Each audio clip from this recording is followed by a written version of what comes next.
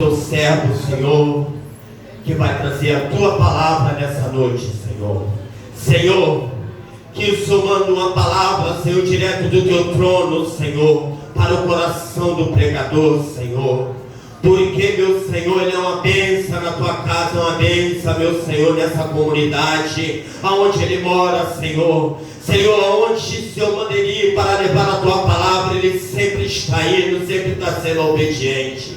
Mas nessa noite, Senhor, a gente se alegrou com louvor, Senhor. A gente encheu o nosso coração, Senhor, da glória, com as palavras que foi falada aqui, Senhor, sobre a arca, Senhor. Meu Senhor, agora, Senhor, nesse altar, Senhor, que o Senhor desce com a tua bola de fogo, Senhor, botando, meu Senhor, tocando dos pés à cabeça, Senhor, preenchendo o teu filho, Senhor, com o teu poder. Que a tua palavra, Senhor, seja uma brecha no nosso coração, Senhor. Pai, toma o pastor Ian nas tuas mãos, Senhor. Mas não é só ele, toma ele e a família dele, Senhor. E sobrinda ele com o teu Espírito Santo, com teus anjos, para, meu Senhor, e sempre, Senhor, levar a tua palavra aonde o Senhor mandar. Então nessa noite a gente está de coração aberto para receber. Então vamos receber ele com alegria, igreja. Bate palmas para ele, para Jesus e para ele. Amém, irmãos? Abra tua Bíblia em Mateus, capítulo 18. Mateus, capítulo 18. Som. Mateus, capítulo 18, versículo 18 também. Vamos, eu estava aqui hoje de manhã. Acabou a água? Não. A água acabou. O que acontece? A água da SEDAI está horrível, né? E tem feito muito mal. Então o que eu fiz aqui? Eu cortei a água da SEDAI do bebedouro e coloquei água mineral. Sendo que eu saí com jovens na sexta-feira depois do culto. E só voltei ontem, 11 horas da noite. E hoje, 8h30 da manhã, eu estava aqui na igreja. E ainda tinha água quando eu cheguei, bastante água. Sabe como eu passei o dia todo aqui na igreja? A água foi diminuindo. E quando eu fui ver, no final da tarde, já estava bem pouquinho. Aí nós ficamos sem água, né? Mas amanhã vai ter água. Hoje não tinha onde tirar a água mais não, só a água da chuva. Estava hoje eu na escola dominical e enquanto a pastora Grace estava ministrando a aula, Deus ele falou algo muito forte comigo, né? Não tinha nada a ver com a escola dominical que Deus falou comigo. E aí eu parei, o pessoal, a pastora Grace olhou para a minha cara e eu falei assim, não, calma aí, eu tenho em outro momento agora, você até me perdoa e tal, mas eu estava ouvindo Deus falar comigo algo que Ele vai falar para a igreja nessa noite em nome de Jesus. Amém? A Bíblia, todo mundo abriu Mateus, capítulo 18, verso 18? Quem abriu, diga amém? Amém. Falta aí. No telão. Estou aqui já, aqui, ó. Esse povo está ficando competente para caramba. Diz assim a palavra do Senhor: eu lhes digo a verdade, o que vocês ligarem na terra, terá sido ligado no céu. E o que desligarem na terra, terá sido desligado no céu. 19.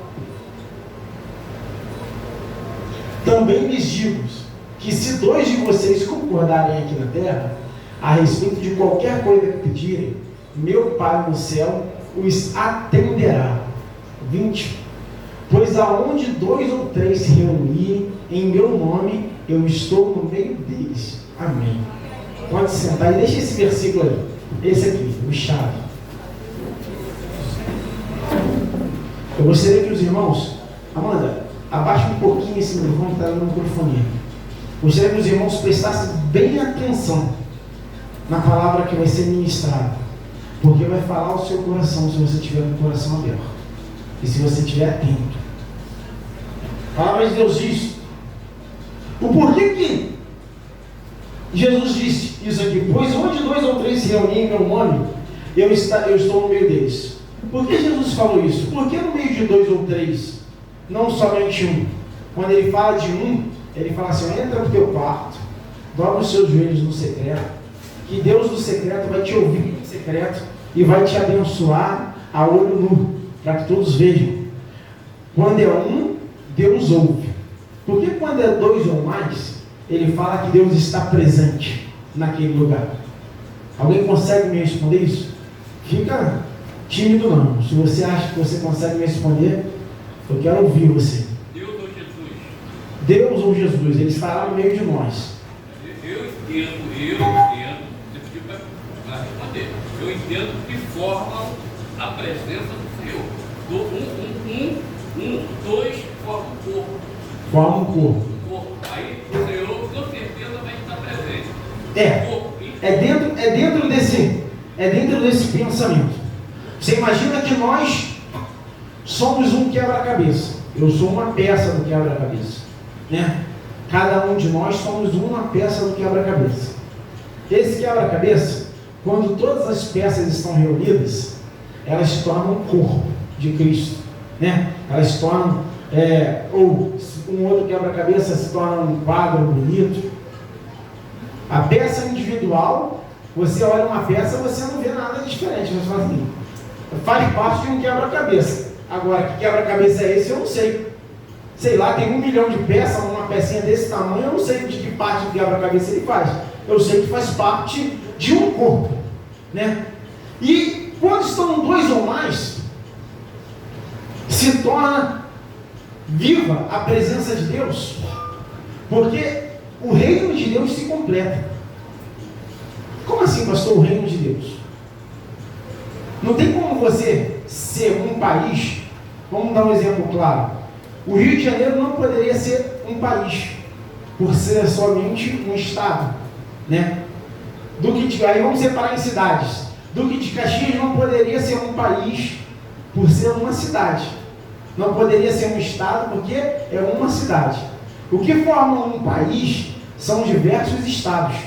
O que forma um estado são diversas cidades. Não é isso? Os irmãos estão comigo? Amém? Amém. Então, quando Jesus falou isso, ele deixou bem claro que estaria no meio daqueles que estiverem dois ou mais, porque se completaria o reino dele. Como assim o reino dele? Vamos abrir a sua Bíblia lá em Lucas, capítulo 17. Lucas capítulo 17, do versículo 20 e 21. Essa é a palavra que Deus me deu. Eu li essa aqui antes, só para a gente conseguir ter um entendimento maior, né? Lucas capítulo 17, a partir do verso 20. Então, quem não achou, tem aqui. Certo dia, os fariseus perguntaram a Jesus: quando virá o reino de Deus? Jesus respondeu: o reino de Deus não é detectado por sinais visíveis. 21. Não se poderá dizer está aqui ou está ali, pois o reino de Deus está entre vocês, ou entre vós. Então ele disse aos seus discípulos: aproximam-se os dias em que desejarão ver o tempo do Filho do Homem passar, mas não verão. Deixa lá no versículo 21, tá? Isso. Pois o reino de Deus está entre... Está entre... A resposta da primeira pergunta está aqui. Eu não tenho como ser um reino de Deus sozinho. Eu não tenho como formar o reino de Deus sozinho. Eu sozinho posso ser uma cidade, mas não posso ser um estado. E se eu for um estado, eu não posso ser um país, né? O reino de Deus ele só é completo quando o povo de Deus se reúne. Quando o povo de Deus está reunido, quando tiver dois ou mais reunidos, o reino de Deus estabelece. E aí vem o mais bonito e o mais gostoso dessa palavra. Quando o reino de Deus se estabelece, aonde o reino está, o rei está também. Aonde está o reino de Deus, o rei desse reino também está. Por isso que ele fala assim: aonde estiver dois ou mais reunidos, ali eu estarei. Porque quando o reino de Deus está completo, o rei também está. Quando o reino de Deus está formado, o palácio está no local, o rei mora no palácio, o rei se faz presente no reino. Então, quando nós estamos juntos, o próprio Deus está nos ouvindo. Porque nós formamos o reino de Deus. Nós formamos o reino que forma a divisão celestial aqui na terra, que representa um pedaço do céu aqui na terra. Não é a igreja parede que é um pedaço do céu na terra. Se nós estivermos lá na sua casa, eu e você orando, nós estamos representando o reino de Deus na sua casa. Se nós estivermos lá no seu trabalho, orando, eu e você, ou você um irmão de outra igreja, ou você um irmão da Assembleia, ou você um irmão da Batista, independente da denominação. Se você estiver junto com ele, orando a Deus, invocando o nome de Deus, ali ele está, porque você se torna reino de Deus junto com aquele irmão. E quando nós nos tornamos reino de Deus, aí fica interessante mais ainda, porque se nós nos tornamos reino de Deus e Deus está ali, ele está junto conosco. Ele está pronto para atender o seu povo. Ele está pronto para atender o seu reino. Ele está pronto para atender aquela cidade. E agora voltando para aquela pequeno entendimento geográfico. Os irmãos sabem que no interior, né, as cidades do interior são, não vou dizer mais desqualificadas não, elas são menos vistas, né? O pessoal fala assim, ó, lá no interior do Rio, tem muita gente que passa fome, ou lá no interior de tal lugar, o governo não olha, lá não tem saneamento básico, lá não tem isso, não tem aquilo. No interior, por quê? Porque está longe do centro da cidade. No centro da cidade é tudo bonito, né? No centro da cidade não tem nada quebrado, no centro da cidade, por quê? Porque é onde todo mundo vê, é o foco. Se tu for em Brasília, eu não sei se vocês já foram em Brasília, aqui alguns já foram em Brasília, tu vê que Brasília é bonito, né? É uma cidade toda plana, é uma cidade onde tem casas bonitas, né? Casas caras, o salário lá é maior, tudo lá é melhor. Por quê? Porque o Palácio do Planalto fica lá, porque o presidente fica lá, porque lá é foco de todo mundo. Quando olha para o Brasil, as pessoas pensam logo em Brasília, porque é onde está o reino desse mundo, né? O presidente deste país. E aí as cidades, os estados longe, que a gente quase não ouve falar, a gente não ouve falar do Acre, a gente mal ouve falar do Maranhão, que é da onde nosso presbítero veio, nosso irmão Jean veio. Nós quase não ouvimos falar de cidades que você está longe de Brasília. Por quê? Porque elas estão longe do foco. O que tem isso a ver com a pregação, pastor? O que tem isso a ver com o reino de Deus? Quando o reino de Deus está junto e nós não temos intimidade com o rei, nós nos tornamos esses estados que ficam longe do centro. Sabe? Nós nos tornamos esses estados que ficam longe. E quando nós estamos longe do rei, nós não somos muito vistos pelo rei. Quando nós não estamos no centro da vontade do rei, nós não somos muito vistos pelo rei. Nós não chamamos a atenção do rei. Ninguém olha para a cidade que não é vista, né? Se nós não chamarmos a atenção de Deus quando formamos o reino de Deus, quando estamos longe da presença de Deus, quando a gente não consegue invocar o nome de Deus, mesmo estando junto com todo mundo, nós somos aquele estado que está lá no cantinho, aonde a capital do país não consegue enxergar, aonde todo mundo fala, olha, Brasília olha para São Paulo, que é o maior estado, o maior município do Brasil, aonde tem o índice de população maior, aonde o financeiro gira muito bem. Brasília olha para o Rio de Janeiro, que tem as suas praias, que tem isso, que tem aquilo. Mas por que Brasília não olha para o Acre, para os índios, lá para o cantinho? Porque não tem interesse político para eles. Mas para Deus não é questão de interesse político. Para Deus é questão de interesse de adoração, de estar perto, de ter comunhão. Para Deus, o que Deus quer é que nós venhamos ter intimidade com Ele. O que Deus quer é que nós venhamos viver no centro da vontade dEle, para que Ele venha olhar para nós, para que Ele consiga enxergar em nós. A Bíblia fala assim, que os olhos do Senhor estão sobre a face da terra, procurando os verdadeiros adoradores, que o adorem em espírito e em verdade. Quando nós nos tornamos adoradores, que adoramos em espírito e em verdade, nós viramos a capital do reino de Deus, aonde Deus consegue enxergar 100%. Aqui, esse aqui é meu adorador, esse aqui é meu adorador, então eu vou ser capital na vida dele, eu vou prover tudo que ele precisa.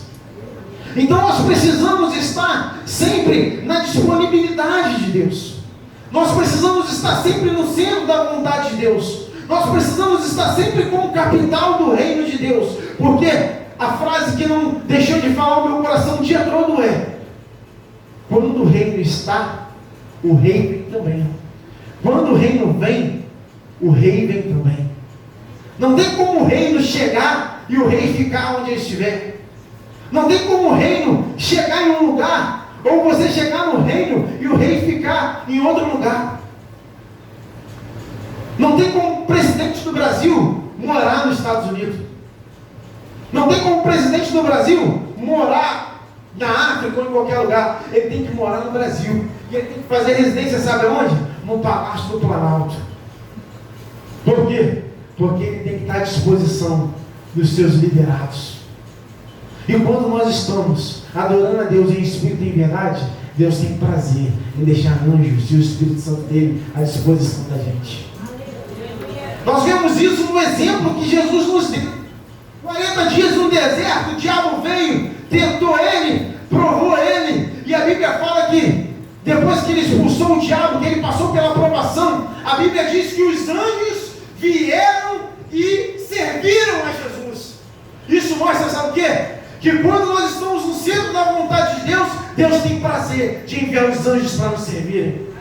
A Bíblia fala que o quê? Lá, eu deixei anotado aqui assim, ó: perto está o Senhor daqueles que o buscam. Salmo 145, versículo 18. Então é necessário o quê? Para que o rei nos veja, nós precisamos buscar. Para que o rei nos enxergue, nós precisamos estar adorando.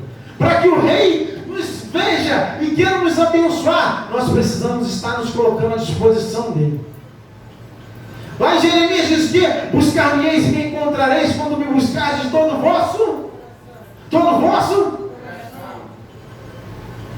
Deus está pronto para ser revelado a nós, para estar permitindo que a capital do reino dele seja a nossa vida.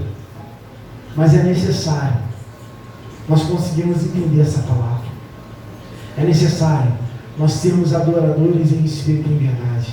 É necessário nós buscarmos intensamente a presença de Deus. É necessário nós querermos viver uma vida com o propósito de adorar a Deus.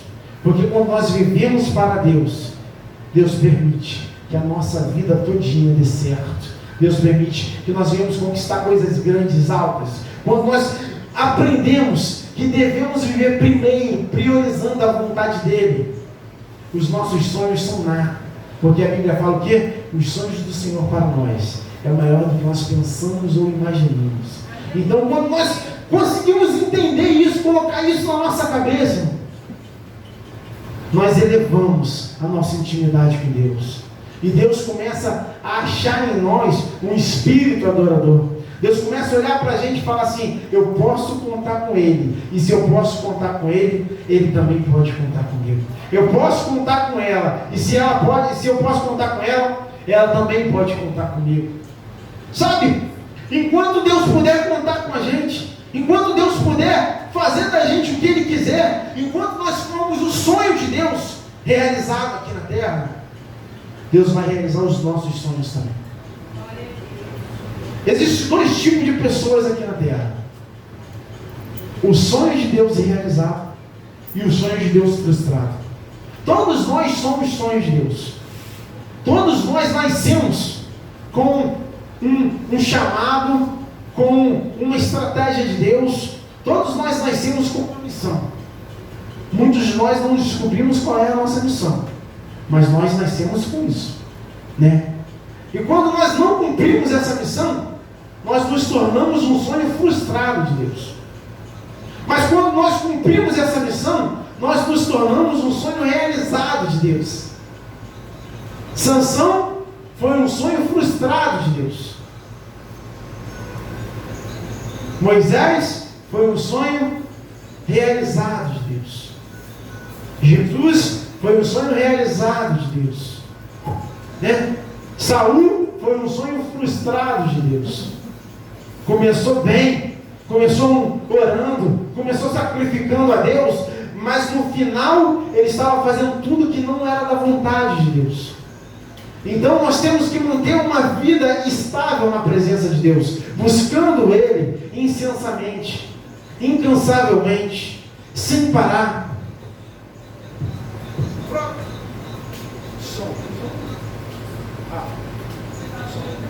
Jesus, Ele nos deixou algo muito interessante. Em momento nenhum Ele deixou de desfalecer, Ele deixou de fazer a vontade dEle, Ele deixou que a vontade dEle permanecesse sobre a vontade de Deus.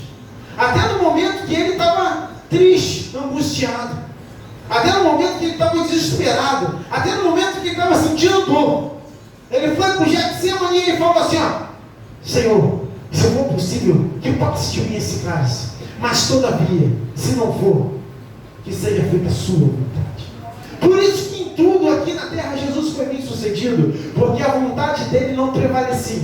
O que prevalecia era sempre a vontade de Deus. Então ele tinha certeza que o Pai o ouvia, o Pai estava com ele. Tanto é que quando ele foi curar Lázaro, ele não falou assim, Lázaro, seja curado ou seja ressuscitado.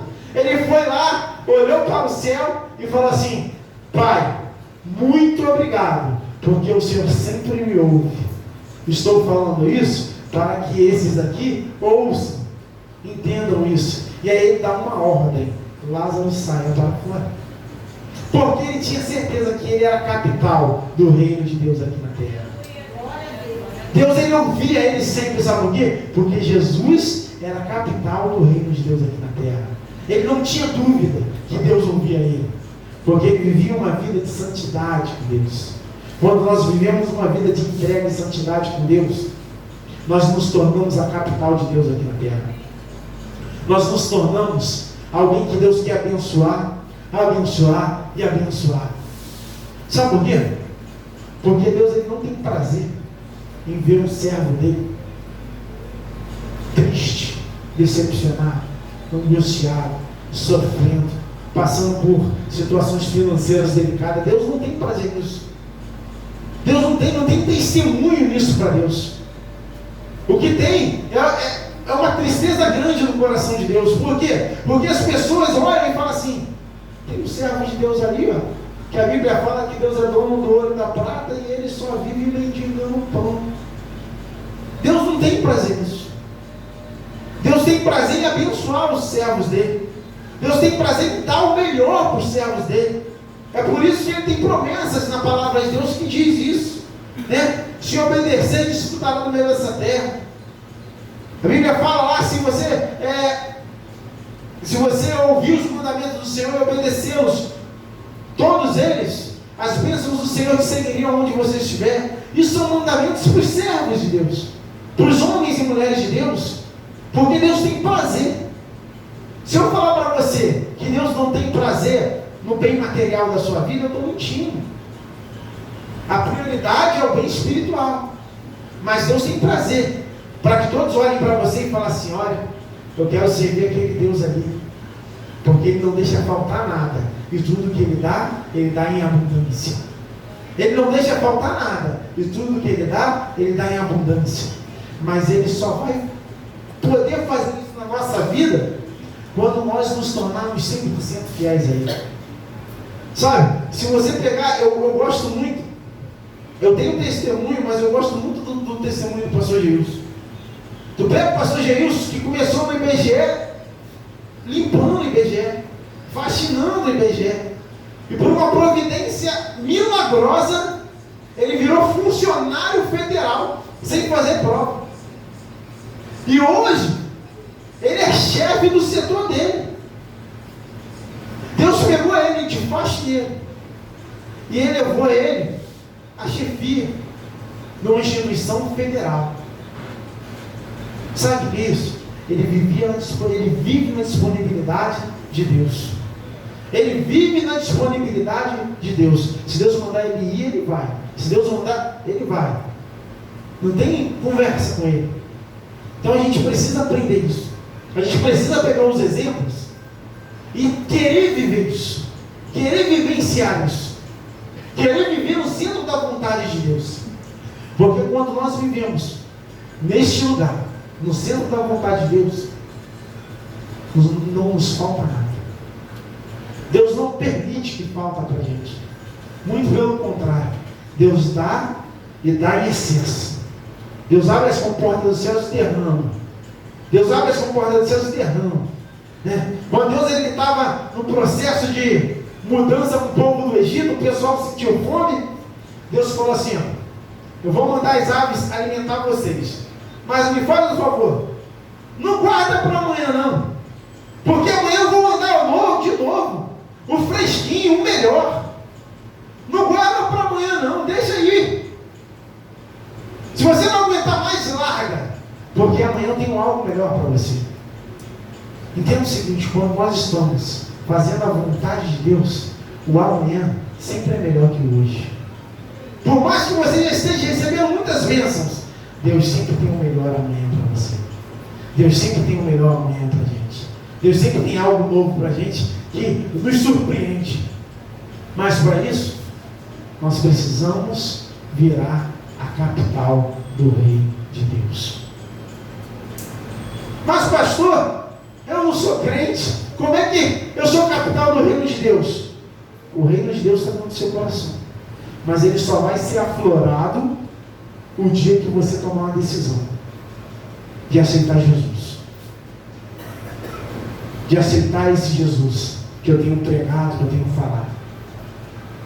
Esse reino está aqui, ó. A Bíblia fala que o reino de Deus está dentro de nós, mas não tem como ele ser revelado se você não conhecer o rei desse reino. Não tem como ser revelado se você não reconhecer a glória do rei desse reino, o poder do rei desse reino.